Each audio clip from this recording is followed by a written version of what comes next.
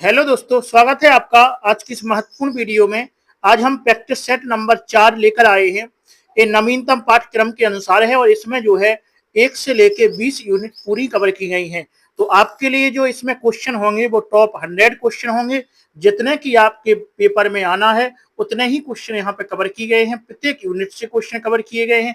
जिस प्रकार से आपका जो वास्तविक पेपर है बन सकता है, उसी प्रकार का हम आपके लिए यहाँ पे पेपर लेकर आए हैं। मतलब पेपर से पहले आपको वास्तविक पेपर की झलक एक देखने को मिल जाएगी। तो हम देख रहे हैं एमपी बैग 2 हिंदी साहित्य में, यह हमारा प्रैक्टिस सेट नंबर 4।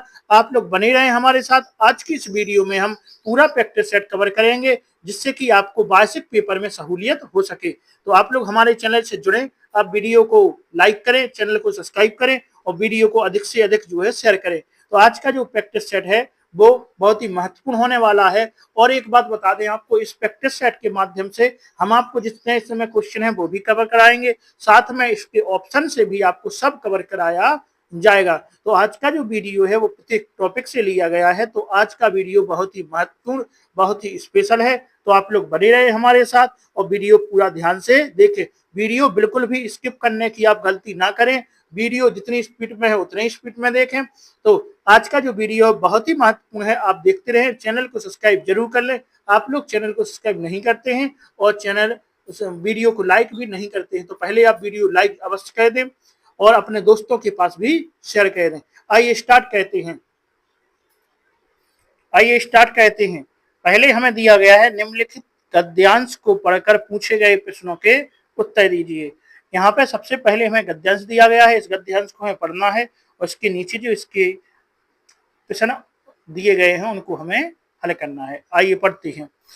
कहा गया है कि राष्ट्र केवल जमीन का टुकड़ा ही नहीं बल्कि हमारी सांस्कृतिक विरासत होती है, जो हमें अपने पूर्वजों से परंपरा के रूप में प्राप्त होती है, जिसमें हम बड़े होते हैं, शिक्षा पाते हैं और सांस लेते हैं। हमारा अपना राष्ट्र कहलाता है और उसका उसकी पराधीनता व्यक्ति की परतंत्रता की पहली सीढ़ी होती है। ऐसे ही स्वतंत्र राष्ट्र की सीमाओं में जन्म लेने वाले व्यक्ति का धर्म, जाति, भाषा या संप्रदाय कुछ भी हो, आपस में स्नेह होना स्वाभाविक है।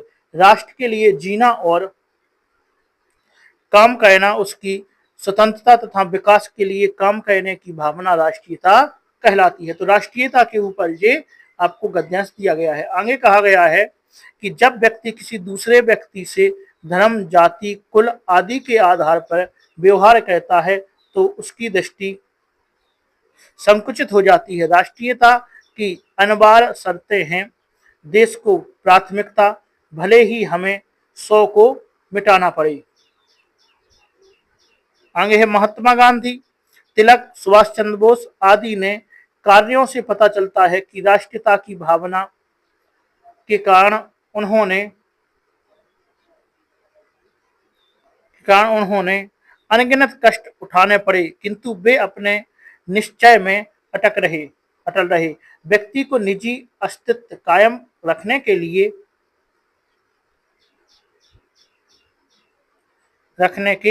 लिए पारस्परिक सभी सीमाओं की बाधाओं को भुलाकर कार्य करना चाहिए तथा उसकी नीतियां, रीतियां राष्ट्र कहीं जा सकती हैं। आगे है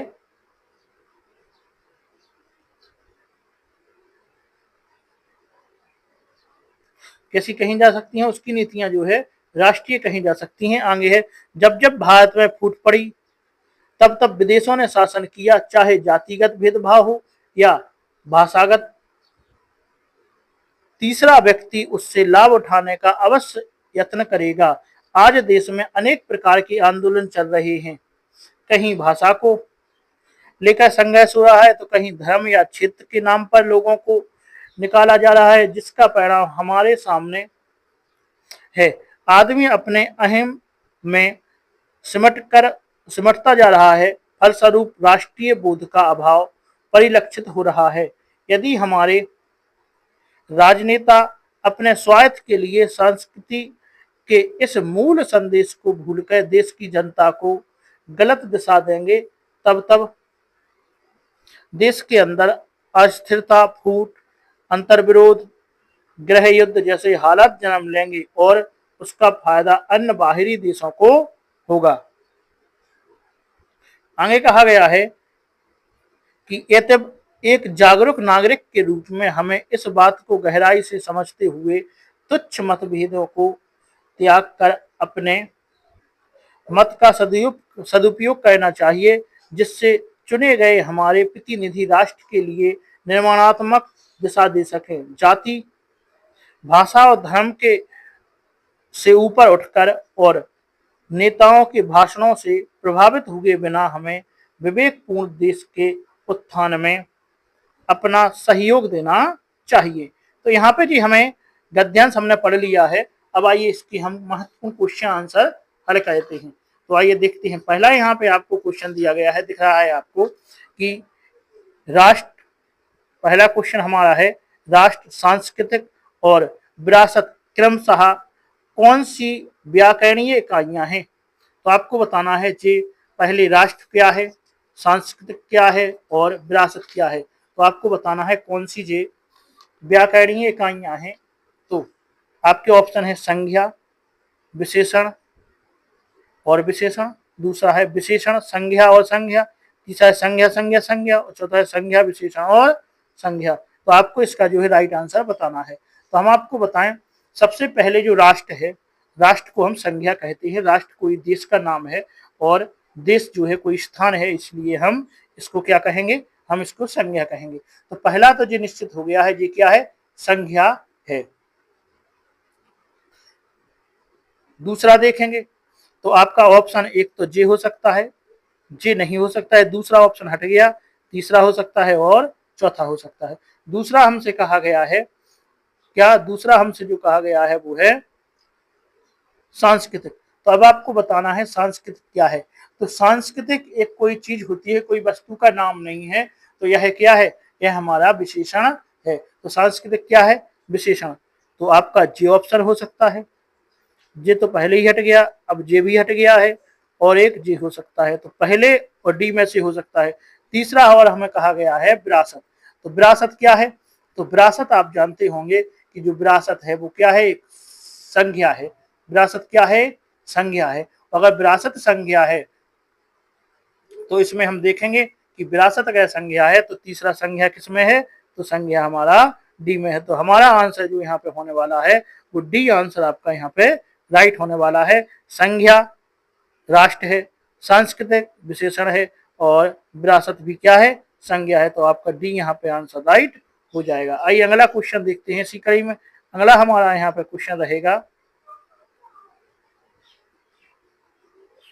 अंतर्विरोध शब्द में किस प्रकार की संज्ञा है। अयादी संधि, सॉरी कौन सी संधि है, तो आपको यहाँ पे संधि बताना है कि इनमें संधि कौन सी है। अयादी संधि, पूर्व रूप संधि और विसर्ग संधि और हल संधि। तो आपको बताना है इसमें कौन सी संधि है। हमसे कहा गया है अंतर्विरोध। तो अंतर्विरोध को हम क्या लिखेंगे, हम लिखेंगे अंतः प्लस विरोध। क्या लिखेंगे, अंतः प्लस विरोध। तो अंतः प्लस विरोध लिखेंगे तो लास्ट में क्या आ रहा है, अंतः और विरोध। तो यहाँ पे आप जानते हैं कौन सी संधि हो जाएगी, तो यहाँ पे आपकी जो है विसर्ग संधि हो जाएगी। सी आपका राइट आंसर यहाँ पे हो जाएगा। आइए अगला हम क्वेश्चन देखते हैं। हमारा यहाँ पे तीसरा क्वेश्चन होगा कि व्यक्ति की दृष्टि तब संकुचित हो जाती है कब। ऑप्शन देखते हैं, जब व्यक्ति राष्ट्रीयता को 100 में से ऊपर रख कर सोचता है। दूसरा है जब व्यक्ति राजनेताओं के भाषणों से प्रभावित होकर विवेकपूर्ण उनको वोट देता है। तीसरा है जब व्यक्ति धर्म, जाति, कुल आदि को प्रमुख मानने लगता है। अगला है जब राजनेता जनता को लुभाने के लिए बड़ी बड़ी वादे करते हैं। तो यहाँ पे जो आपका राइट आंसर होने वाला है वो क्या है, हमसे कहा गया है कि व्यक्ति की दृष्टि कब संकुचित हो जाती है। तो आपसे ऊपर कहा गया था कि व्यक्ति की जब दृष्टि संकुचित हो जाती है जब व्यक्ति धर्म, जाति, कुल आदि को प्रमुख मानने लगता है। तो सी जो है यहाँ पे राइट आंसर आपका हो जाएगा। क्या हो जाएगा? सी आपका राइट आंसर हो जाएगा। आइए अगला हम देखते हैं। चौथा हमारा यहाँ पे क्वेश्चन है कि एक जागरूक नागरिक के रूप में हमारा क्या कर्तव्य है।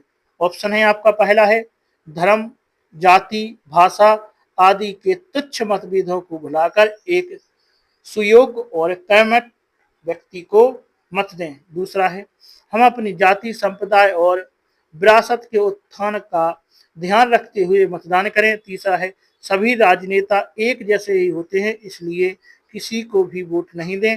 अगला है हम नेताओं के भाषणों को बिल्कुल भी नहीं सुने और अपनी इच्छा अनुसार किसी भी नेता को वोट दें। तो यहाँ पे राइट आंसर आपका हो सकता है कौन सा, कि धर्म, जाति और भाषा आदि के तुच्छ मतभेदों को भुलाकर एक सुयोग्य और कर्मठ व्यक्ति को मत दें। ये जो है यहाँ पे आपका राइट आंसर हो जाएगा। तो इसका क्या आंसर है चौथे का? ये हमसे कहा गया था एक जागरूक नागरिक के रूप में हमारा क्या कर्तव्य है। तो आपको बताना था कि आप एक जागरूक नागरिक हैं तो उसके लिए आपका क्या कर्तव्य है। तो आपका ये जो है आंसर राइट हो जाएगा।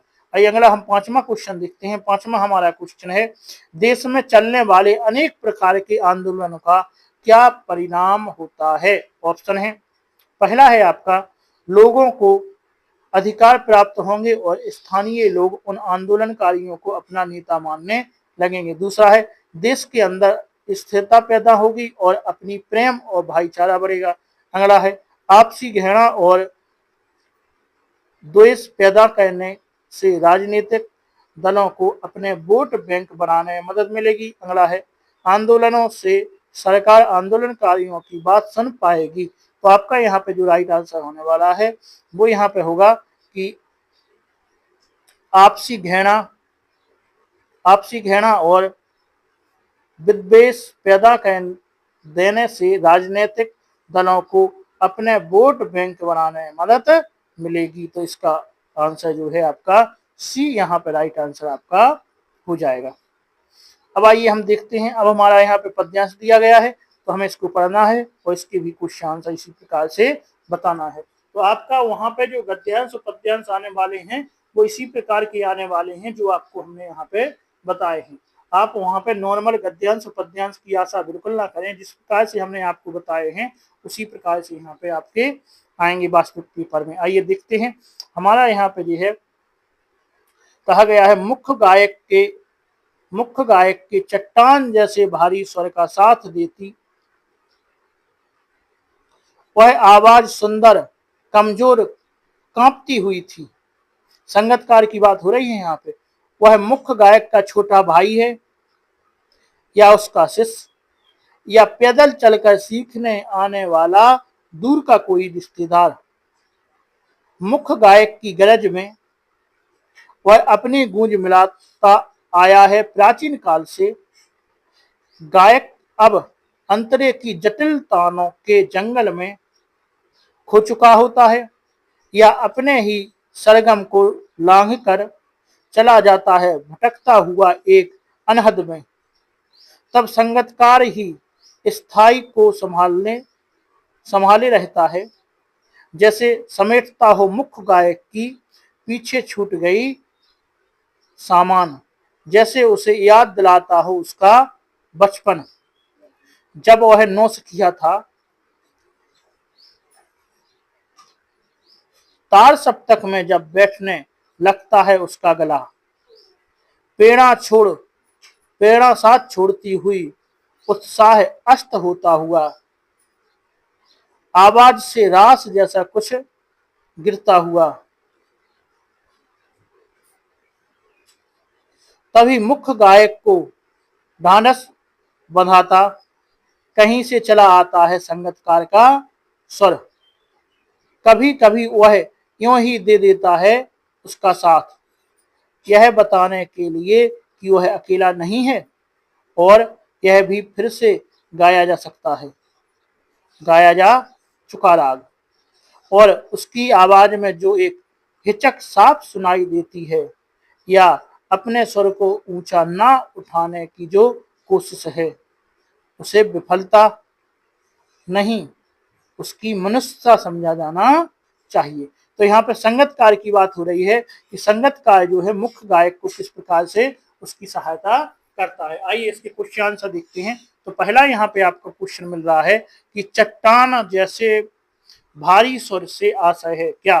मोटी आवाज, पुरुष की आवाज, गंभीर आवाज या पत्थर की आवाज? तो यहाँ पे आपका राइट आंसर होने वाला है कि चट्टान जैसी भारी भारी स्वर से आशय है कि गंभीर आवाज। तो सी आपका यहाँ पे राइट आंसर हो जाएगा।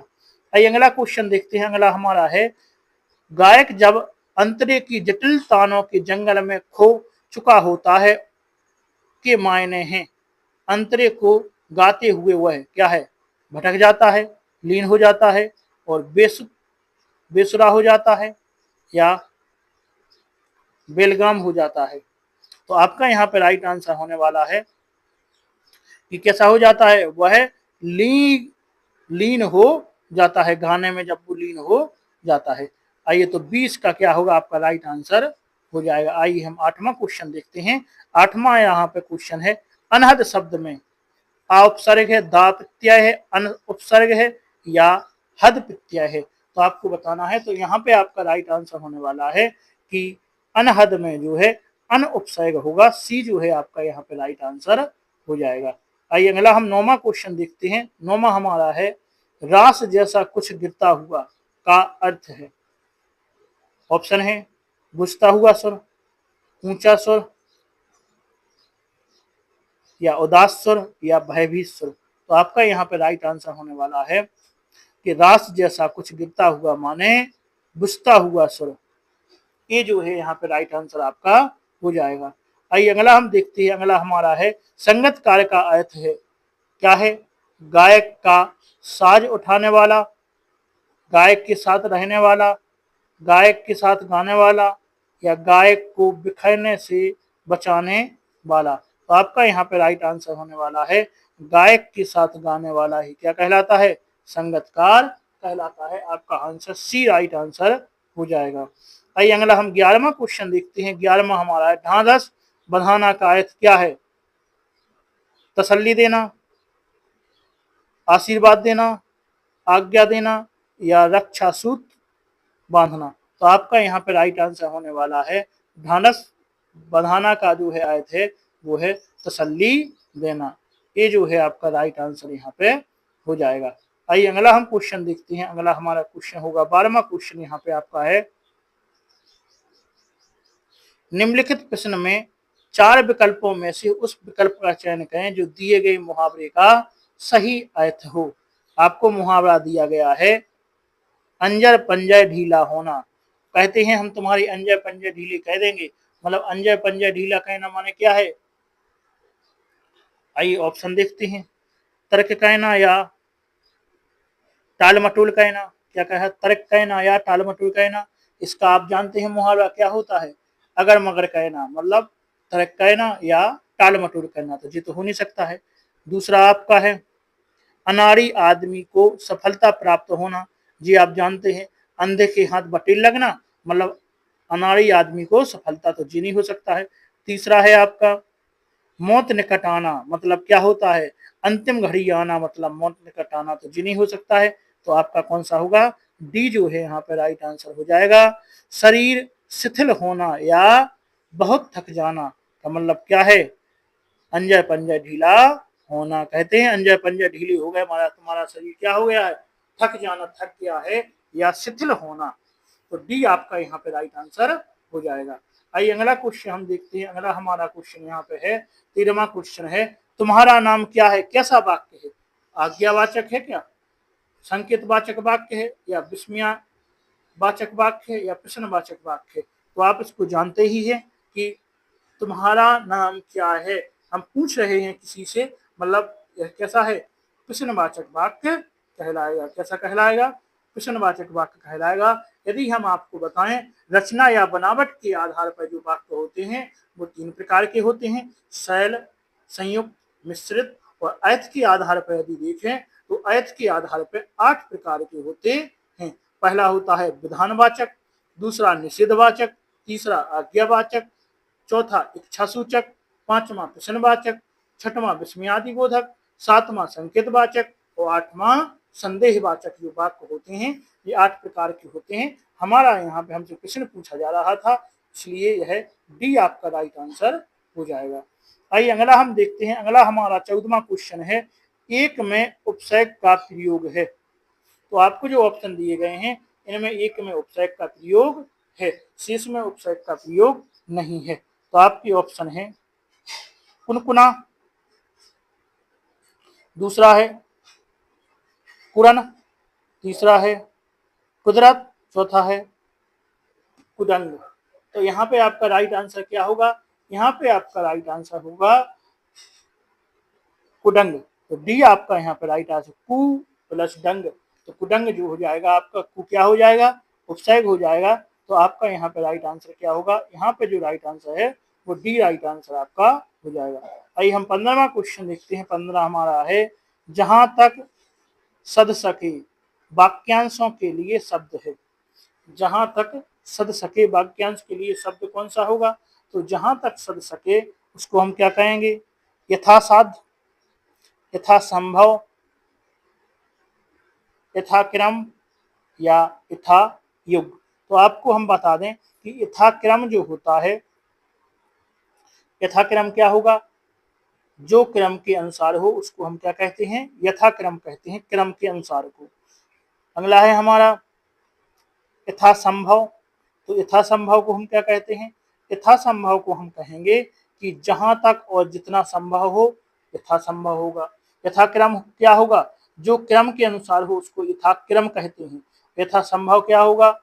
जहां तक और जितना संभव हो उसको यथाक्रम कहेंगे। और आगे हमारा है यथा योग्य। अब यथा योग्य क्या कहेंगे हम? तो यथा योग्य कहेंगे जो जितना योग्य हो उसको हम यथा योग्य कहेंगे। तो आपका जहां तक सद सके वह होता है यथासाध्य। आपका ए आंसर राइट हो जाएगा। बाकी हमने तीनों भी बता दिए हैं। एक दिन हमने आपको बताया है युद्धसु, युद्धसु बताया था, उसका मतलब क्या हो? युद्ध कहने की प्रबल इच्छा। और एक बार बताया था यायावर, यायावर होता है हमेशा घूमते रहने वाला। आइए अगला हम देखते हैं। अगला हमारा क्वेश्चन यहाँ पे होगा, अगला हमारा क्वेश्चन, निम्नलिखित विकल्पों में उसको चुनिए, उस विकल्प को चुनिए जो दिए गए शब्द युग्म का सही अर्थ वाला विकल्प है। क्या दिया गया है? हमें दिया गया है अभय, उभय। तो इसका मतलब क्या होता है? प्राप्ति और दोनों, दोनों या शास्त्र या निडर दोनों या निर्णय दुर्लभ।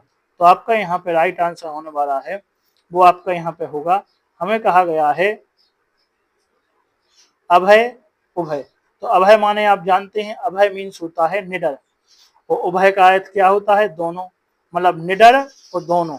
आपका यहाँ पे राइट आंसर होगा निडर दोनों। बी आपका जो है राइट आंसर यहाँ पे हो जाएगा। अभय का मतलब क्या होता है? निडर, उभय का मतलब दोनों।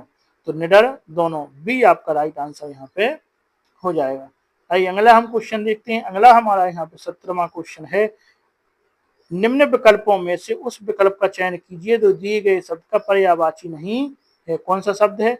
सोना। तो सोना का पर्यायवाची नहीं है। तो सोना का पर्यायवाची यदि हम आपसे कहें तो सोना का होता है स्वर्ण, स्वर्ण, कंचन, हाटक, कनक, हिरण्य, हेम, जातरूप और कुंदन। ये किसके हमने बता दिए हैं? हमने आपको बता दिए हैं स्वर्ण की। तो कुंदन होगा नहीं, हाटक होता है होगा नहीं, हेम होगा नहीं। आपका आंसर होगा डी, पर्यायवाची कौन नहीं है? मय। तो मय जो है इसका पर्यायवाची नहीं है। तो यहाँ पे आपका राइट आंसर क्या हो जाएगा? सी जो है आपका राइट आंसर हो जाएगा। हमने स्वर्ण के लगभग बहुत से आपको यहाँ पे पर्यायवाची बता दिए हैं। तो मय मतलब क्या होता है? मय के आपको बताएं अगर, तो मय मतलब होता है मदिरा। मय का मतलब क्या होता है? मदिरा, मधुशाला आप जानते हैं, शराब, शराब, घमंड, घमंड, मद, मद, मद जो क्या है? मद है हमारा मय, मदिरा है, शराब है, मधुशाला है और मद है, घमंड है। आइए अगला हम क्वेश्चन देखते हैं। अगला हमारा क्वेश्चन चाय आगत शब्द है। आपको बताना है चाय जो है आगत शब्द कौन सा है, जापानी का है, चीनी है, जर्मन है या पुर्तगाली है। तो आपका यहाँ पे आंसर आप समझ गए होंगे, चाय से कैसा होगा, चीनी। बी यहाँ पे राइट आंसर आपका हो जाएगा। यह विदेशी शब्द है और किसके अंतर्गत आता है, चाय जो आएगा चीनी के अंतर्गत आएगा। यदि हम आपसे कहें फारसी शब्द कौन कौन से होते हैं, तो आप कहेंगे अफसोस, आतिशबाजी, आराम, आमदनी, शादी, आबरू, ये कैसे हैं फारसी शब्द। यदि अरबी शब्दों की बात कर लें, अरबी की, तो अरबी आप जानते हैं अदा, वकील, शराब, किताब, औरत, बारिश, औलाद, ये सब कैसे हैं अरबी हैं। अगर हम कहें तुर्की की, तो तुर्की शब्द भी आपको आना चाहिए। तुर्की में जैसे हम कहें उर्दू, उर्दू जो शब्द है वो तुर्की का है। कालीन, कैंची और बहादुर, मुगल, लफंगा और उजबक, ये सब कैसे हैं तुर्की शब्द हैं। अगर हम आपसे कहें पुर्तगाली, तो पुर्तगाली जो शब्द होते हैं वे कौन कौन होते हैं, जैसे हम कहें आल्पिन, आल्पिन होता ना, अलमारी, तंबाकू, बाल्टी, अलक्त्रा, ये कैसे हैं पुर्तगाली शब्द हैं। और चीनी शब्द में कौन कौन आएगा, चाय आएगा, चीनी आएगा, ये दोनों कैसे शब्द हैं हमारे, चीनी शब्द हैं। तो आपका यहाँ पे चाय से मतलब था, तो कौन कौन हो गए, बी आपका राइट आंसर हो जाएगा। आइए अगला हम देखते हैं। अगला हमारा क्वेश्चन 19वां यहाँ पे क्वेश्चन हो जाएगा, वो है निम्नलिखित में से शुद्ध बैतनी का शब्द है। यहाँ पे शुद्ध बैतनी जो है किसकी है आपको बताना है। तो आपका यहाँ पे ऑप्शन है विदोही, वैदेही, वैदेही या विदेही। तो आपका यहाँ पे राइट आंसर क्या होने वाला है, वैदेही। सी जो है यहाँ पे जो है शुद्ध शब्द है, बाकी सब कैसे हैं, बाकी सब अशुद्ध हो जाएंगे। तो आपका यहाँ पे आंसर जो है सी राइट आंसर आपका यहाँ पे हो जाएगा। वैदेही बोलते हैं हम, क्या बोलते हैं, वैदेही। आइए अगला आपका क्वेश्चन यहाँ पे है मत्यक में कौन सी संधि है। मत्यक में क्या होगा, हम कहेंगे मत प्लस एक, मत प्लस एक बराबर मत्यक। मतलब यहाँ पे आ रहा है, यहाँ पे ए आ रहा है, तो आ वही मिलके क्या बनेगा, बड़ा ए बनेगा। मतलब यहाँ पे हमारी जो है वृद्धि संधि होगी। कौन सी संधि होगी, वृद्धि। बी आपका यहाँ पे राइट आंसर हो जाएगा। आइए अगला हम देखेंगे 21वां हम क्वेश्चन देखेंगे, क्रिया के किस रूप में कर्ता के अनुसार लिंग परिवर्तन नहीं होता है। आपको बताना है क्रिया के किस रूप में कर्ता के अनुसार लिंग परिवर्तन नहीं होता है। ऑप्शन है वर्तमान कालीन रूप में, भविष्यकालिक रूप में या भूतकालिक रूप में या आज्ञार्थक रूप में। तो आपका आंसर स्पष्ट होने वाला है। हम कहते हैं क्रिया के आज्ञार्थक रूप में कर्ता के अनुसार लिंग परिवर्तन नहीं होता है। जब क्रिया के रूप में आज्ञा, प्रार्थना, इच्छा आदि का बोध हो तो इसे हम आज्ञार्थक क्रिया के रूप में जाना जाता है। तो आपका आंसर यहाँ पे क्या हो जाएगा, जो है डी आंसर आपका राइट आंसर हो जाएगा। क्रिया के आज्ञार्थक रूप में कर्ता के अनुसार लिंग परिवर्तन नहीं होता है। आइए अगला हम क्वेश्चन देखते हैं। अगला हमारा है निम्नलिखित में से विशेषण शब्द छांटिए। आपको इनमें से विशेषण छांटना है कि कौन सा शब्द विशेषण है। ऑप्शन है कविंद, आचरण, जनपद या गंभीर। तो आपको यहाँ पे विशेषण छांटना है। तो जो संज्ञा या सर्वनाम की विशेषता बताए उसे हम विशेषण कहते हैं, और जिसकी विशेषता बताई जाए वह विशेष कहलाता है, आप जानते हैं। तो यहाँ पे हमसे कह रहा है गंभीर, वह कैसा है, गंभीर है, मतलब विशेषता है उसकी गंभीर। तो क्या है, डी जो है यहाँ पे राइट आंसर आपका हो जाएगा। आप प्रश्न करके पता कर सकते हैं कि कौन सा इसमें विशेषण होगा। आइए अगला है 23वां, निम्नलिखित विकल्पों में से किस विकल्प का चयन कीजिए जो दिए गए वाक्य के अनुसार सर्वनाम के भेद का सही विकल्प है। ऑप्शन है यह माने मेरी किताब है वह तुम्हारी है। तो यह मेरी किताब है वह तुम्हारी है, इसमें आपको बताना है कि कौन सा सर्वनाम होगा, निजवाचक होगा, संबंधवाचक होगा, या पुरुषवाचक होगा, या प्रश्नवाचक होगा। तो आपको यहाँ पे राइट आंसर बताना है। तो आपसे पूछा जा रहा है, यह मेरी किताब है, वह तुम्हारी है। तो यह मेरी है और वह तुम्हारी है। तो इसमें आप क्या समझ रहे हैं, यह और वह से हमें कौन सा बोध होता है, संबंधों का बोध होता है। इसलिए इसका जो है आंसर होगा सी, राइट आंसर हो जाएगा। संबंधवाचक जो है आपका सर्वनाम होगा, क्योंकि यह और वह किसका बोध कराते हैं, दोनों संबंध का बोध कराते हैं। इसलिए सी जो है आपका राइट आंसर यहाँ पे हो जाएगा। आइए अगला हम 24वां क्वेश्चन यहाँ पे देखेंगे। 24वां हमारा क्वेश्चन है, निम्नलिखित दोहे में कौन सा अलंकार है। दोहा है आपको, सतगुरु की महिमा अनंत, अनंत किया उपकार, लोचन अनंत उघाड़िया, अनंत दिखावट हार। तो यहाँ पे आपको बताना है इसमें कौन सा जो है आपका अलंकार है। तो आप देख रहे हैं जो दोहा दिया गया है, इसमें हम देख रहे हैं अनंत, अनंत और अनंत और अनंत। तो अनंत अनंत शब्द जो है कई बार आया है, इसलिए यहाँ पे कौन सा अलंकार होगा, यमक अलंकार आपका होगा। जब किसी शब्द की आवृत्ति एक से कई बार हो तो वहां पे कौन सा अलंकार होगा, यमक अलंकार होगा। सी आपका यहाँ पे राइट आंसर हो जाएगा। आइए अगला हम देखते हैं। अगला है 25वां आपका क्वेश्चन है कि इस करुणा कलित हृदय में अब विकल रागिनी बजती। वाक्य में अलंकार आपको बताना है। तो कहा गया है, इस करुणा कलित हृदय में अब विकल रागिनी बजती।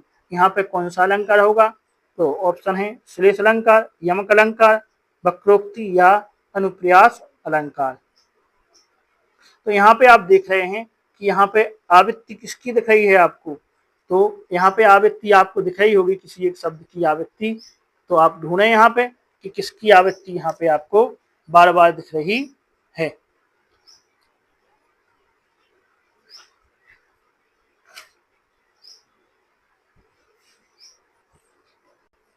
तो यहाँ पे आप देख रहे हैं का और का। तो यहाँ पे आपका आंसर क्या होगा, अनुप्रास हमारा डी जो है राइट आंसर आपका हो जाएगा। आइए अगला क्वेश्चन हम देखते हैं। 26वां यहाँ पे हमारा क्वेश्चन, 26वां क्वेश्चन रहेगा, विषम चयनों में 13-13 तथा सम चयनों में 11-11 मात्राओं सहित कुल 24 मात्राओं वाला छंद होता है। आपके ऑप्शन है चौपाई, दोहा, सोरठा, रोला। तो हमें देखना है विषम चयन मतलब पहला और तीसरा चरण। पहले और तीसरे चरण में 13 और सम चयन का मतलब है दूसरे और चौथे चरण में 11-11। तो दूसरे और चौथे चरण में 11 मात्राएं होती हैं, उसको हम दोहा कहते हैं। दोहा में कुल मिलाकर आप देख सकते हैं कितनी 24 मात्राएं होती हैं। तो आपका यहाँ पे आंसर जो है बी राइट हो जाएगा। दोहा का यदि उल्टा हम कर लें, मतलब हम कहें कि पहले और तीसरे में 11-11 और दूसरे और चौथे में 13-13 मात्राएं हैं, तो उसको हम सोरठा कहते हैं, आप जानते होंगे। और चौपाई आप जानते हैं, प्रत्येक चरण में 16-16 मात्राएं चौपाई में होती हैं। आइए अगला क्वेश्चन देखते हैं। अगला हमारा क्वेश्चन है रस से। तो यहाँ पे कहा गया है, विभत्स रस का स्थायी भाव क्या है। तो आप रस जानते हैं कि विभत्स रस का स्थायी भाव क्या होता है, जुगुप्सा। क्या हो जाता है, जुगुप्सा। आपके रस जो है कुल मिलाकर 10 रस हैं, नहीं तो 11 रस भी माने गए हैं, लेकिन 10 रस जो है अभी मान्य है। और 10वां रस आप जानते हैं वात्सल रस को कहा गया है। तो आइए देखते हैं, जैसे हम कहें पहला रस होता है श्रृंगार, श्रृंगार को कहे इसका स्थायी भाव रति, हास्य का हास, रौद्र का क्रोध, करुण का शोक, वीर का उत्साह, अद्भुत का आश्चर्य, वीरभत्स का घृणा या जुगुप्सा, और भयानक का भय, शांत का निर्वेद, वात्सल का वत्सल। तो यहाँ पे जी हमने आपको सभी रसों के स्थायी भाव आपको बता दिए हैं। तो इसका आंसर जो है बी आपका राइट आंसर हो जाएगा। आइए अगला हम 28वां क्वेश्चन यहाँ पे देखेंगे। 28वां हमारा क्वेश्चन है, नहीं रसादते कश्चिदैत प्रवयतते जो है किसका कथन है। तो आपको ये कथन बताना है, ये कथन किसके द्वारा कहा गया है। तो आपके ऑप्शन है यहाँ पे आचार्य विश्वनाथ, मम्मट, दंडी या भरत मुनि। तो आपका आंसर यहाँ पे डी राइट आंसर हो जाएगा। यह कथन जो है भरत मुनि के द्वारा कहा गया है। भरत मुनि के कहने का अर्थ है कि जो यहाँ पे कहा गया है कि रस के बिना नाट्य का कोई अंग प्रवृत्त नहीं हो सकता, इनके द्वारा यह कहा गया है। आइए अगला हम क्वेश्चन देखते हैं। अगला है 10 तस्वीरें किस विधा की रचना है। तो 10 तस्वीरें किस विधा की रचना है। ऑप्शन है आत्मकथा की, जीवनी की, रिपोर्टाज की या रेखा चित्र की। तो आपको इसका आंसर समझ में आ गया है कि 10 तस्वीरें किसकी विधा होगी, रेखा चित्र विधा की रचना होगी। डी यहाँ पे राइट आंसर आपका हो जाएगा।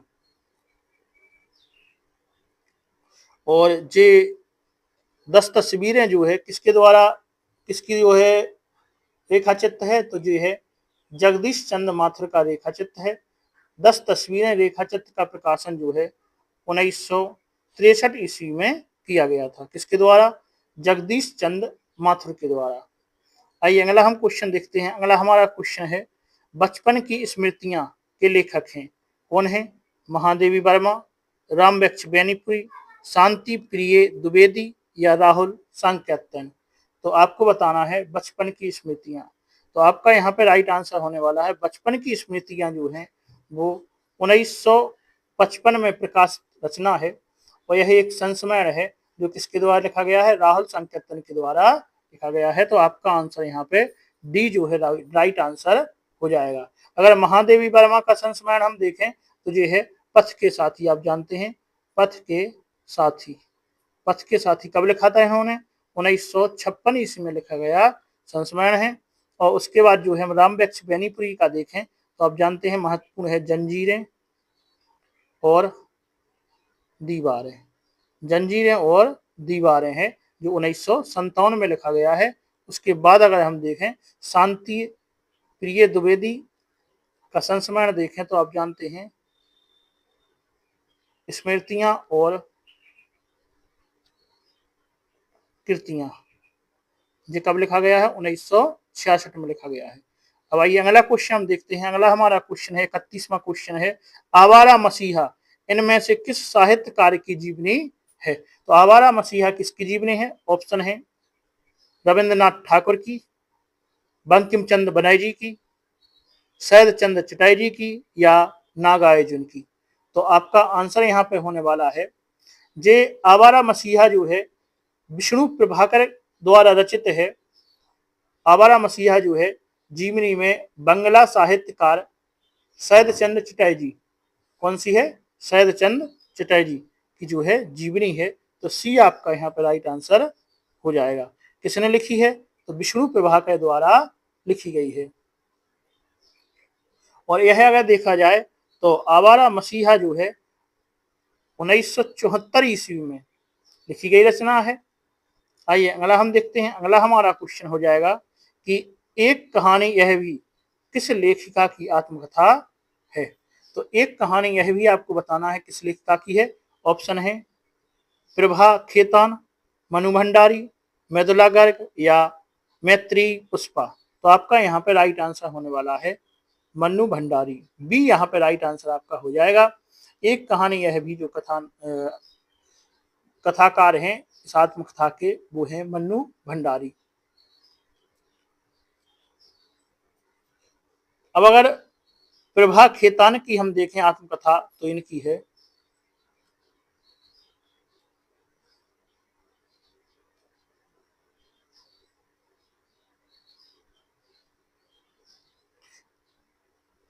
अन्या से अनन्या। ये किसकी है, प्रभा खेतान की। मन्नू भंडारी की हम देख ही चुके। उसके बाद अगर हम देखें मैत्री पुष्पा की तो कस्तूरी कुंडल बसी, जो इनकी है। कब प्रथम भाग कब लिखा गया था, 2002 में। और गुड़िया भीतर गुड़िया 2008 में लिखा गया है। आइए अगला क्वेश्चन देखते हैं। अगला हमारा क्वेश्चन है भोलाराम का जीवन व्यंग्य के लेखक हैं कौन है। ऑप्शन है आपके हरिशंकर परसाई, ज्ञान वाजपेयी, राम गोपाल या सी लाल शुक्ल।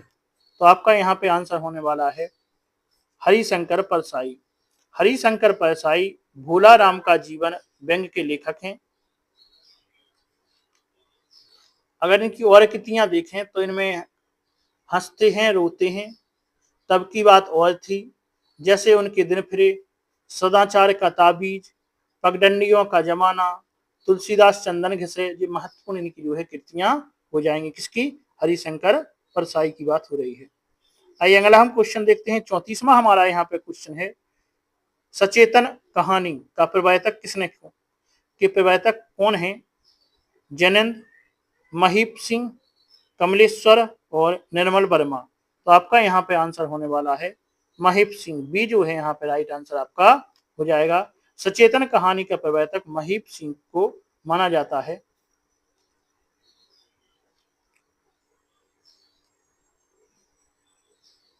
आइए अगला क्वेश्चन देखते हैं। 35वां यहाँ पे आपका क्वेश्चन हो जाएगा, दुखम सुखम की रचनाकार कौन है? कुछ ऑप्शन है, कृष्णा सोबती, मैत्रेयी पुष्पा, ममता कालिया या मन्नू भंडारी। तो आपका यहाँ पे राइट आंसर जो है होने वाला है ममता कालिया जो है इसकी रचनाकार हो जाएंगे। बी जो है आप सी जो है आपका राइट आंसर हो जाएगा। इनकी अगर और अन्य कृतियां देखें तो हम कहेंगे नरक दर नरक, प्रेम कहानी, लड़कियां, साथी, एक पत्नी के नोट्स, ये इनकी प्रमुख रचनाएं हो जाएंगी ममता कालिया की। आइए अगला क्वेश्चन देखते हैं इसी कड़ी में। अगला यहाँ पे हमारा क्वेश्चन है, आचार्य शुक्ल के अनुसार अंग्रेजी ढंग का हिंदी का पहला मौलिक उपन्यास है कौन सा? भागवती, परीक्षा गुरु, नूतन ब्रह्मचारी या निस्सहाय हिंदू। तो आपका यहाँ पे राइट आंसर होने वाला है, ये जो है लाला श्रीनिवास दास कृत परीक्षा गुरु। कौन सा है? परीक्षा गुरु। कब लिखा गया था? 1882 में, जो रामचंद्र शुक्ल ने कहा था कि अंग्रेजी ढंग का पहला मौलिक उपन्यास माना जाता है, परीक्षा गुरु को माना जाता है। तो बी जो है आपका यहाँ पे राइट आंसर हो जाएगा। अगर हम देखें भगवती के उपन्यास की बात अगर करें तो आप जानते हैं सिद्धाराम किल्लोरी इनका उपन्यासकार हो जाएंगे। और नूतन ब्रह्मचारी जो देखें अगर हम तो ये उपन्यास है, इनके उपन्यासकार बालकृष्ण भट्ट हो जाएंगे। और निस्सहाय हिंदू इसके जो है राधा कृष्ण दास हो जाएंगे। आइए अगला हम क्वेश्चन देखते हैं। अगला हमारा क्वेश्चन रहेगा 37वां क्वेश्चन है, बूढ़े मोह मुहासे। बूढ़े मोह मुहासे पहसन के लेखक हैं कौन से हैं? ऑप्शन है, राधा चरण गोस्वामी, राधा कृष्णदास, खड़ग बहादुर मल्ल और प्रताप नारायण मिश्र। तो इसका जो है राइट आंसर आपका हो जाएगा ए, राधा चरण गोस्वामी इसका राइट आंसर आपका हो जाएगा। अब आइए अगला क्वेश्चन देखते हैं। अगला क्वेश्चन होगा 38वां हमारा क्वेश्चन रहेगा। क्वेश्चन है, फोर्ट विलियम कॉलेज की स्थापना कब हुई थी? तो आपको बताना है फोर्ट विलियम कॉलेज की स्थापना कब हुई। ऑप्शन है आपके 1800 ईस्वी में, 1805 में, 1809 या 1810 में। तो इसका जो राइट आंसर होने वाला है वो है 1800 में। ए इसका जो है राइट आंसर हो जाएगा। यह जो है कहां पर इसकी स्थापना हुई थी? तो कलकत्ता में यह स्थित है। और इसकी स्थापना किसने की थी? तो इसकी स्थापना लॉर्ड वेलेजली ने जो है इसकी स्थापना की थी। किसने? लॉर्ड वेलेजली ने इसकी स्थापना की थी। इस संस्थान द्वारा संस्कृत, अरबी, फारसी, बांग्ला, हिंदी, उर्दू आदि की पुस्तकों का जो है अनुवादन हुआ है। और खड़ी बोली के गद्य का प्रारंभिक रूप उपस्थित करने वाले 4 प्रमुख गद्य लेखकों का विशिष्ट स्थान है। इनमें से 2 गद्य लेखक जो हैं लल्लूलाल और सदल मिश्र ने फोर्ट विलियम कॉलेज में रहकर कार्य किया है। तो कौन कौन इसके लिए महत्वपूर्ण है? लल्लूलाल और सदल मिश्र जो है यहीं पर रहकर इन्होंने काम किया था। किस कॉलेज में? फोर्ट विलियम कॉलेज में रहकर खड़ी बोली पर काम किया था। आइए अगला क्वेश्चन देखते हैं। अगला हमारा क्वेश्चन रहेगा, तुलसीदास के रचनाकार हैं। ऑप्शन है, सूर्यकांत त्रिपाठी निराला, सुमित्रानंद पंत, महादेवी वर्मा या जयशंकर प्रसाद। तो बताना है तुलसीदास के लेखक इनमें कौन हो जाएंगे। तो आपका ऑप्शन यहाँ पे होने वाला है, राइट आंसर होने वाला है ए, तुलसीदास के लेखक हैं सूर्यकांत त्रिपाठी निराला। इन्होंने जो है 1938 ईस्वी में 1938 ईस्वी में इसकी रचना की थी। अगर निराला का जन्म देखा जाए तो इनका जन्म जो है बंगाल के महिसादल रियासत में कब हुआ था। इनका जन्म 1899 ईस्वी में हुआ था। इनका निधन देख लिया गया तो 1961 में प्रयागराज दारागंज प्रयागराज उत्तर प्रदेश में हुआ था। अगर इनकी अन्य कृतियां देखें किसकी, सूर्यकांत त्रिपाठी निराला की, तो आप जानते हैं अनामिका 1923 में, परिमल 1930 में, गीतका 1936 में, तुलसीदास 1938 में, कुकुरमुता 1943 में। अगर इनका प्रथम जो है काव्य संग्रह देखें तो इनका प्रथम काव्य संग्रह है अनामिका, याद रख लेना है, अनामिका इनका प्रथम काव्य संग्रह है 1923। इनका अंतिम काव्य संग्रह है सांध काकली 1969। ये आपको यहाँ पे याद रखना है। आइए अगला क्वेश्चन देखते हैं। अगला हमारा 40वां क्वेश्चन है, भारतेंदु युग के कवियों ने अधिकांशतः किस भाषा में कविता की है? खड़ी बोली में, उर्दू में, अवधी में या ब्रज भाषा में? तो आपका यहाँ पे राइट आंसर होने वाला है डी, ब्रज भाषा में जो है अधिकतर रचनाएं की हैं। भारतेंदु युग के कवियों ने अधिकांशतः किसमें, ब्रज भाषा में कविता की है। भारतेंदु हरिश्चंद्र ने फूलों का गुच्छा कविता खड़ी बोली में लिखी है। कौन सी? फूलों का गुच्छा भारतेंदु हरिश्चंद्र ने जो है खड़ी बोली में लिखी है। भारतेंदु युग के रचनाकार ने गद्य हेतु खड़ी बोली और पद्य हेतु ब्रज भाषा का प्रयोग किया है। तो याद रख लेना है इसके लिए, गद्य के लिए गद्य हेतु किसका प्रयोग किया है? खड़ी बोली का। और पद्य हेतु किसका किया है? पद्य हेतु किया है ब्रज भाषा का। तो आपको ये बात याद रखनी है विशेष तौर पे। भारतेंदु युग के कवियों ने गद्य के लिए कौन सी भाषा? खड़ी बोली। और पद्य के लिए कौन सी भाषा? ब्रज भाषा। यहाँ पे कविता की बात हो रही थी तो पद्य की बात हो रही थी, तो आपका आंसर डी राइट आंसर हो जाएगा। आइए 41वां क्वेश्चन देखते हैं। बिरह बारिश रीति काव्य धारा के किस कवि की कृति है? तो कवि का नाम बताना है। ऑप्शन है ठाकुर, बोधा, द्विजदेव और आलम। तो आपका यहाँ पे आंसर राइट होने वाला है बोधा, बी जो है यहाँ पे राइट आंसर हो जाएगा। बिरह बारिश जो है किसकी रचना है? बोधा की कृति है। बोधा द्वारा रचित अन्य कृतियों में हम जानते हैं इसकनामा भी है। और अगर इनकी देखें हम ठाकुर का देखें, ठाकुर की रचनाएं क्या है? ठाकुर शतक, ठाकुर ठसक। और द्विजदेव की अगर देखें तो इनकी आप जानते हैं सिंगार लतिका, सिंगार बत्तीसी। और आलम की अगर देखें तो आलम की आप जानते होंगे आलम केली और सुदामा चरित्र। तो ये इनकी भी रचनाएं साथ में कवर हो गई हैं। आइए अगला हम क्वेश्चन देखते हैं। अगला हमारा क्वेश्चन है, कबीरदास की भाषा कैसी थी? सदुखड़ी, खड़ी बोली, अवधि।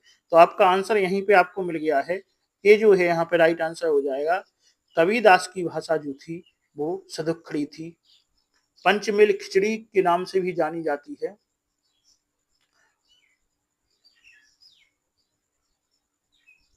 और आचार्य आप जानते होंगे कि कबीरदास को आचार्य हजारी प्रसाद द्विवेदी ने भाषा का डिक्टेटर भी कहा था। क्या कहा था? भाषा का डिक्टेटर किसने कहा था? ये कहा था हजारी प्रसाद द्विवेदी ने। किसको? कबीरदास को। इनकी भाषा कैसी है? सदुखड़ी या पंचमेल खिचड़ी भी इनकी भाषा को कहा जाता है। आइए अगला क्वेश्चन देखते हैं। हमारा अगला क्वेश्चन होगा यहाँ पे, आइए 43वां हमारा क्वेश्चन है, सिद्धों और योगकों की रचनाओं के संदर्भ में यह कथन किसका है?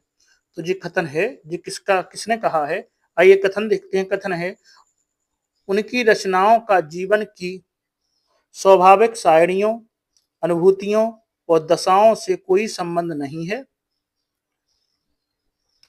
वे सांप्रदायिक शिक्षा मात्र हैं, अतः शुद्ध साहित्य की कोटि में नहीं आ सकती हैं।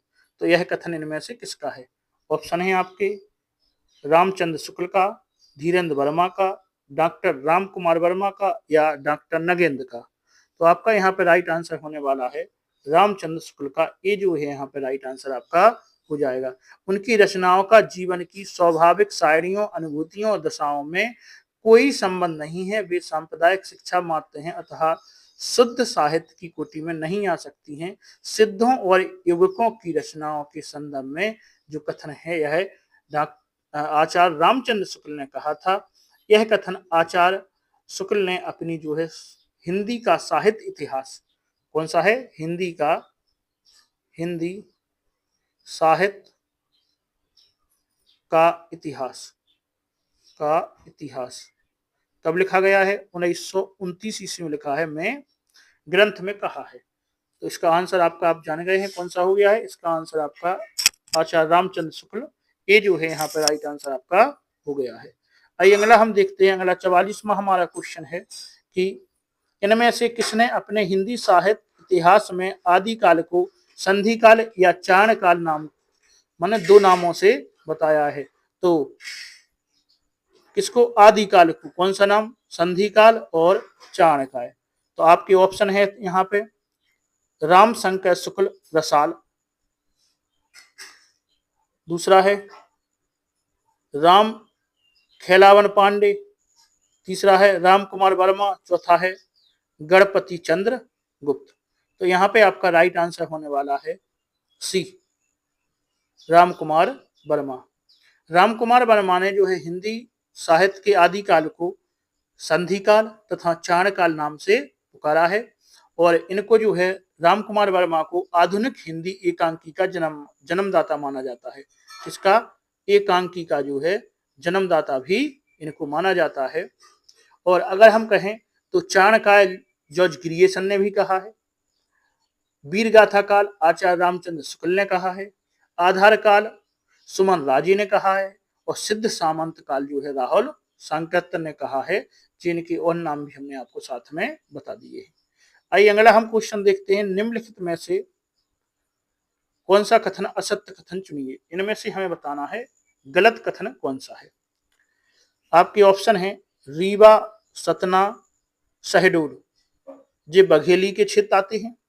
दूसरा है, तो जी बात क्या सत्य है, बिल्कुल सत्य है। दूसरा है बैधा की राष्ट्रभाषा सुधार समिति की ओर से देवनागरी में जो सुधार हुआ है वह स्वर खड़ी के नाम से जाना जाता है।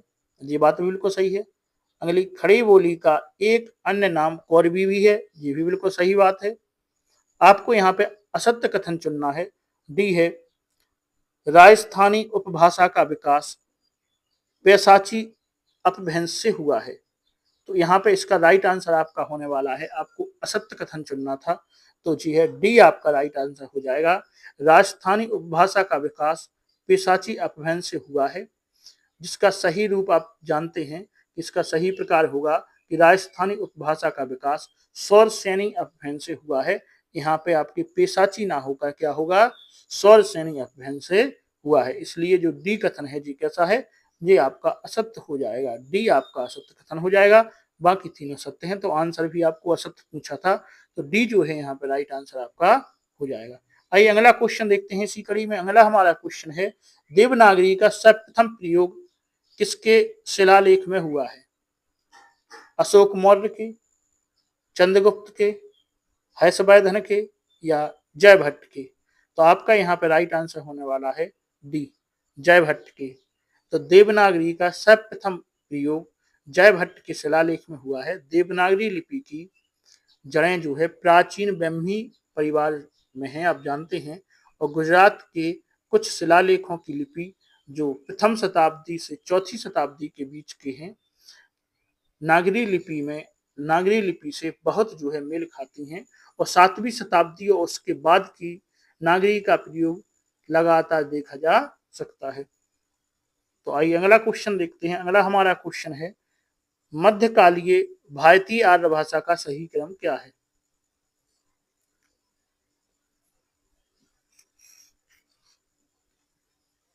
ऑप्शन है आपके 1100 ईस्वी पूर्व से 300 ईस्वी पूर्व, 1000 ईस्वी से अब तक, 500 ईस्वी पूर्व से 1000 ईस्वी और 1500 ईस्वी पूर्व से 500 ईस्वी पूर्व तक।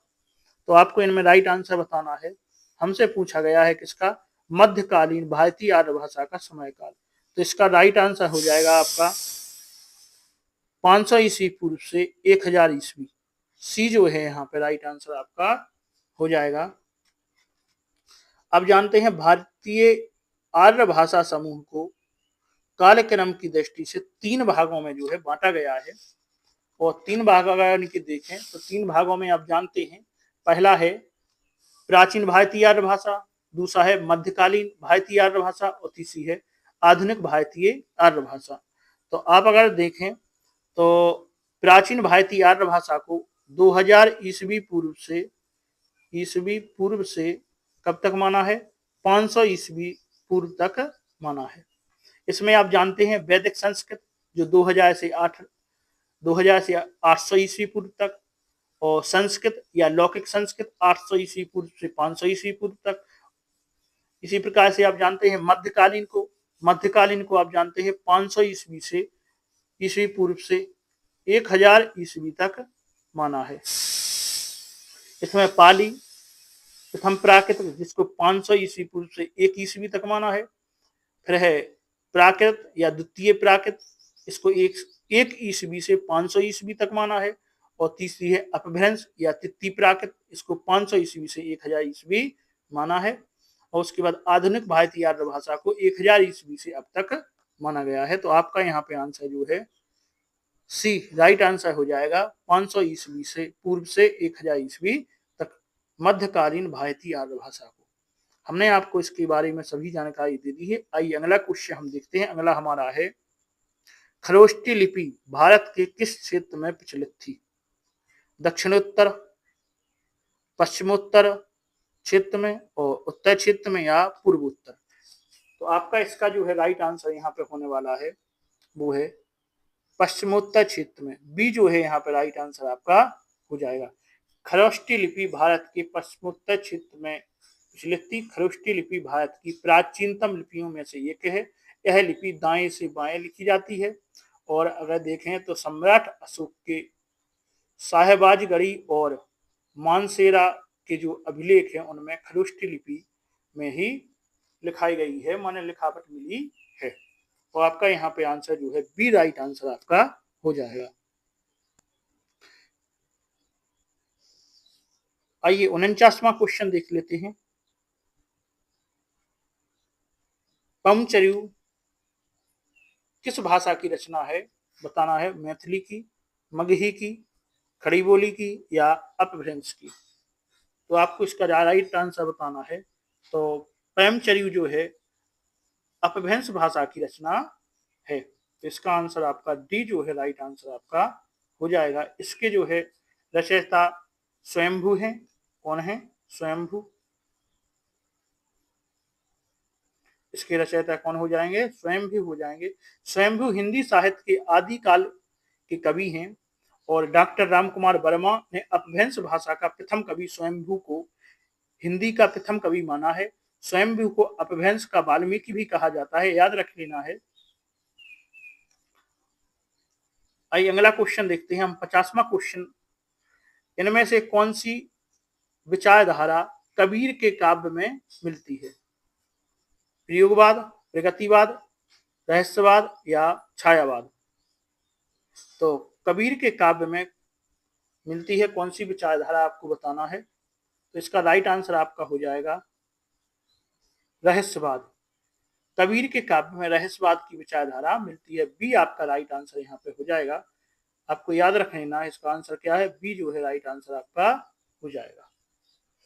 अभी तक हमने जो है अपने प्रैक्टिस सेट 4 के 50 क्वेश्चन कंप्लीट कर लिए हैं बहुत ही अच्छे तरीके से। यदि आपने अभी तक चैनल को सब्सक्राइब नहीं किया है तो चैनल को सब्सक्राइब अवश्य कर लें। और वीडियो को लाइक नहीं किया है तो लाइक तो अवश्य कर दें। और आप वीडियो को शेयर भी करते जाएं। आप लोग सब्सक्राइब बहुत कम करते हैं तो कृपया करके सब्सक्राइब कर लें, क्योंकि हम आपके लिए जो प्रैक्टिस सेट लेकर आ रहे हैं बहुत ही महत्वपूर्ण। और अभी तक हमने 3 प्रैक्टिस सेट आपके लिए करवा भी दिए हैं, तो आप उनको जाकर भी देख लें। क्योंकि जो हमारे प्रैक्टिस सेट चल रहे हैं इसमें कोशिश की गई है कि आपका पूरा सिलेबस जो है कवर किया जाए। तो जो प्रैक्टिस सेट है उनमें प्रत्येक प्रैक्टिस सेट में अलग अलग जगह से जो है मटेरियल लिया गया है एक ही जगह से, एक ही टॉपिक का नहीं है, जहां आपका पूरा जितना सिलेबस है, सिलेबस के प्रत्येक खंड से जो है अलग अलग प्रैक्टिस सेट में अलग अलग जो है चीजें ली गई हैं। कहीं से अगर संधि ली गई है तो अगले प्रैक्टिस सेट में कहीं से समास लिया गया है, कहीं पर छंद लिया गया है, और अगले में अलंकार लिए गए हैं।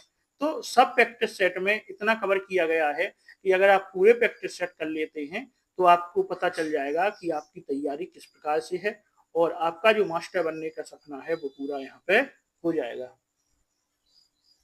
तो आइए अगला क्वेश्चन हम देखते हैं। अगला यहाँ पे हमारा क्वेश्चन होगा 51वां क्वेश्चन देखते हैं। 51वां हमारा यहाँ पे क्वेश्चन है, सूर्यदास के पद में पांडे शब्द किसके लिए आया है? श्री कृष्ण के लिए, पंडित के लिए, और उद्धव के लिए, या इनमें से कोई नहीं? तो इसका जो है राइट आंसर आपका होने वाला है उद्धव के लिए। सी जो है आपका राइट आंसर हो जाएगा। आइए अगला क्वेश्चन देखते हैं। अगला हमारा यहाँ पे क्वेश्चन होगा, बिहारी सतसई को रसिकों के हृदय का घर कहा है? किसने कहा है? ऑप्शन है आपके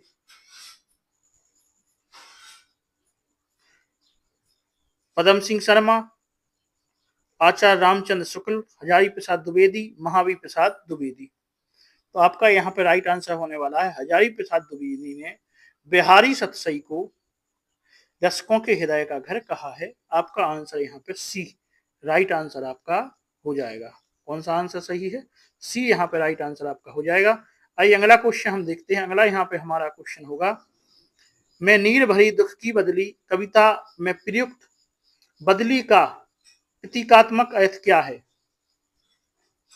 ऑप्शन है जीवन की नश्वरता, आंसुओं से भरी प्रकृति, या दुख और पीड़ा का संग्रह, या प्रेम का प्रतीक। तो आपका यहाँ पर राइट आंसर होने वाला है दुख और पीड़ा का संग्रह। सी आपका राइट आंसर यहाँ पे हो जाएगा। कौन सा आंसर है? सी राइट आंसर आपका हो जाएगा।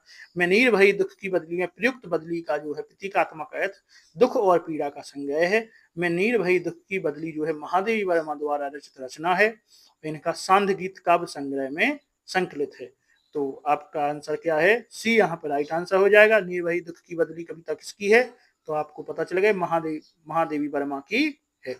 आइए अगला क्वेश्चन हम देखते हैं। अगला है, हरी घास पर क्षण भर कब संग्रह का प्रकाशन वर्ष है? कब है? तो हरी घास पर क्षण भर ये किसकी रचना है? तो यह अज्ञे द्वारा लिखा गया काव्य संग्रह है, और इसका सन क्या है? ऑप्शन है आपके 1978, 49, 48 या 47। तो आपका यहाँ पर राइट आंसर होने वाला है सी 1949 में प्रकाशित हुई थी। इनकी अगर अन्य हम काव्य संग्रह देखने तो इत्यालम 1946 में, बाबरा अहेरी 1954 में, इंद्रधनुष रौंदे हुए 1957 में, अरि ओ प्रेरणा प्रभामय 1959 में, और आंगन के पाय द्वार 1961 में जो है काव्य संग्रह है अज्ञे की। हरी घास पर क्षण भर किसके द्वारा रचना है रचित? किसका काव्य संग्रह है? तो अज्ञे का काव्य संग्रह है। आइए अगला क्वेश्चन देखते हैं। 55वां यहाँ पे हमारा क्वेश्चन है, हार की जीत कहानी में अपाहिज किससे मिलने जा रहा था? दुखीराम से, दुर्गादत्त से, दुर्गादास से, या सुल्तान से? तो आपका यहाँ पे राइट आंसर होने वाला है वो है